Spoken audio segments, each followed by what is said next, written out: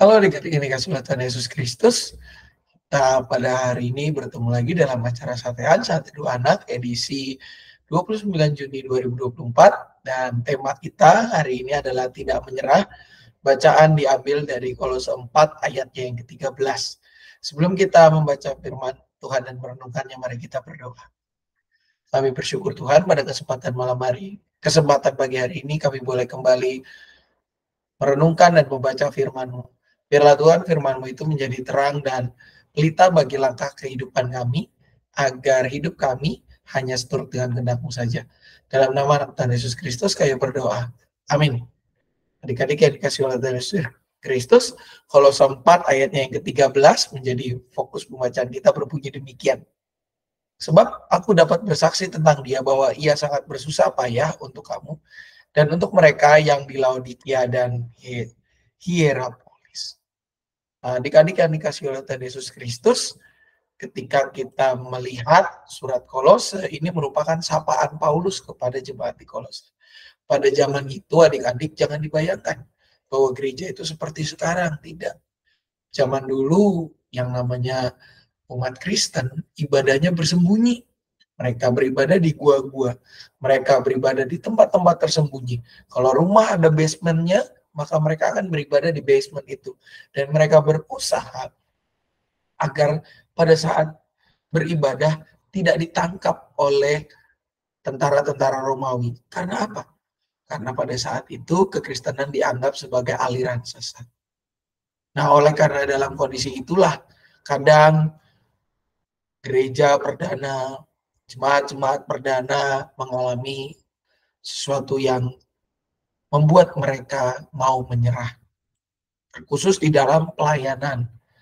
Dalam bagian ini adik-adik semua, kalau kita membaca, maka di ayat 13 ini Paulus memberi kesaksian tentang seorang yang bernama Epafras. Dia adalah seorang dari jemaat Kolose yang selalu bergumul dalam doa, selalu mau mendoakan jemaat di Kolose agar mereka berdiri teguh. Supaya mereka menjadi orang-orang yang dewasa. Supaya mereka tetap berkeyakinan teguh di dalam Tuhan, sekalipun harus mengalami penderitaan yang tidak mudah. Oleh karena itu, secara khusus Paulus mengatakan dalam sapaannya ini, agar mereka, jemaat di Kolose, memiliki keyakinan yang minimal sama seperti Epafras. Memiliki keyakinan yang mau terus berdiri teguh dan beriman kuat kepada Tuhan dan tidak mudah menyerah. Karena apa? Karena Kristus selalu menolong kita. Tuhan selalu memperlengkapi kita.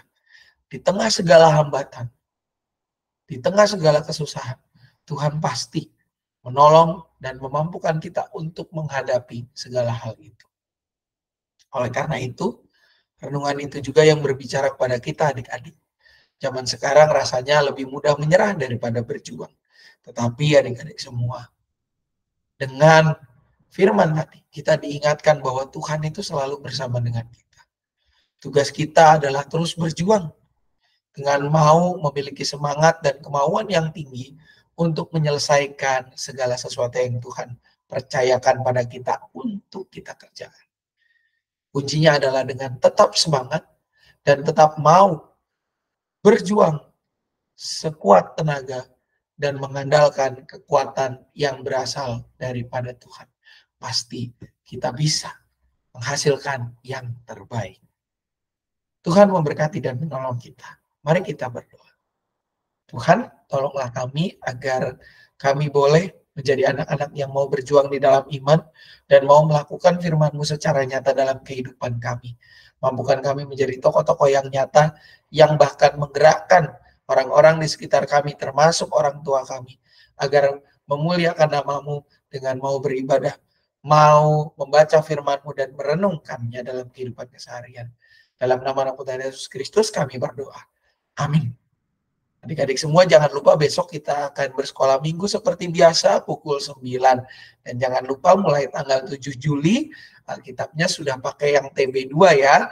Dan besok adalah kesempatan terakhir bagi adik-adik yang mau membeli Alkitab Terjemahan Baru 2, juga untuk papa mamanya bisa mendaftar di grup wilayah masing-masing melalui Penatua Pendamping Wilayah.